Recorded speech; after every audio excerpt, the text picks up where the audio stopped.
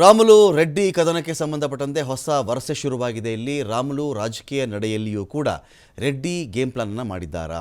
ಶ್ರೀರಾಮುಲು ಅವರ ಭೇಟಿಗಿಂತ ಮುಂಚೆನೇ ರೆಡ್ಡಿ ಅವರು ಏನು ಮಾಡಿದ್ದಾರೆ, ಅಮಿತ್ ಶಾ ಅವ್ರನ್ನ ಭೇಟಿ ಮಾಡಿದ್ದಾರೆ. ಇಲ್ಲಿ ರಾಧಾಮೋಹನ್ ದಾಸ್ ಬಂದಾಗ ಇವರು ಯಾವ ಥರ ಉಸ್ತುವಾರಿ, ಇವರು ಏನೋ ಬಳ್ಳಾರಿ ಸೋಲಿಗೆ ನನ್ನೇ ಕಾರಣ ಅಂತ ಮಾಡ್ತಾ ಇದ್ದಾರೆ. ನಾನೇನು ಕಾರಣ ಅಲ್ವಲ್ಲ, ನಾನು ಶಕ್ತಿ ಮೀರಿ ಶ್ರಮಿಸಿದ್ದೀನಿ ಬಳ್ಳಾರಿಯಲ್ಲಿ ಅಭ್ಯರ್ಥಿಯ ಗೆಲುವಿಗೆ. ನಾನು ಅಮಿತ್ ಶಾ ಅವ್ರನ್ನ ಮೀಟ್ ಮಾಡ್ತೀನಿ, ನಾನು ಸುಮ್ಮನೆ ಕೂರಲ್ಲ, ರಾಜೀನಾಮೆ ಕೊಟ್ಬಿಡ್ತೀನಿ, ಹಾಗೆ ಹೀಗೆ ಅಂತ ಮಾತಾಡಿದ್ದು ಯಾರು? ರಾಮುಲು ಅವರು. ಇಲ್ಲಿ ನೋಡಿದ್ರೆ ರಾಮುಲು ನೀನು ಮಾತಾಡ್ಕೊಂಡಿರಪ್ಪ, ನಾನು ಸೀದಾ ಹೋಗಿ ಅಮಿತ್ ಶಾ ಅವ್ರನ್ನ ಭೇಟಿ ಮಾಡ್ಕೊಂಡೇ ಬಂದುಬಿಡ್ತೀನಿ ಅಂಥೇಳಿ ಅಮಿತ್ ಶಾ ಅವ್ರನ್ನ ಭೇಟಿನೇ ಮಾಡಿಬಿಟ್ಟಿದ್ದಾರೆ ರೆಡ್ಡಿ. ಅಮಿತ್ ಶಾ ಅವರ ಮುಂದೆ ಅಳಲು ತೋಡ್ಕೊಳ್ಬೇಕು ಅಂಥೇಳಿ ರಾಮುಲು ಮುಂದಾಗಿದ್ದರು. ಕೊನೆಗೂ ಅಮಿತ್ ಶಾ ಅವರನ್ನು ಭೇಟಿ ಮಾಡೇ ಇಲ್ಲ ರಾಮುಲು ಅವರು. ಏನೋ ಬೆಂಗಳೂರಿಗೆ ಬಂದಾಗ ಮೀಟ್ ಮಾಡಿಬಿಡ್ತೀನಿ, ನಾನು ಬಿಡಲ್ಲ, ನನ್ನ ದೂರಿದೆ ಅಂತೆಲ್ಲ ಹೇಳ್ತಾ ಇದ್ರಲ್ಲ, ಆ ಭೇಟಿ ಸಾಧ್ಯವಾಗಿಯೇ ಇಲ್ಲ. ರಾಜ್ಯ ಸಹ ಉಸ್ತುವಾರಿ ಸುಧಾಕರ್ ರೆಡ್ಡಿ ಜೊತೆಗೆ ರೆಡ್ಡಿ ಅವರು ಭೇಟಿ ಮಾಡಿದ್ದಾರೆ.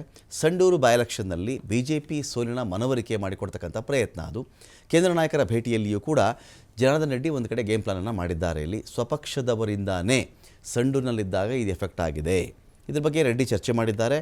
1 ತಿಂಗಳಿಂದ ತಣ್ಣಗಾಗಿತ್ತು ರೆಡ್ಡಿ ರಾಮುಲು ಮುನಿಸು. ಇದೀಗ ಬಳ್ಳಾರಿಯ ಈ ದೋಸ್ತಿ ಫೈಟ್ನಲ್ಲಿ ಮತ್ತೊಂದು ವರಸೆ ಕೂಡ ಶುರುವಾಗಿದೆ.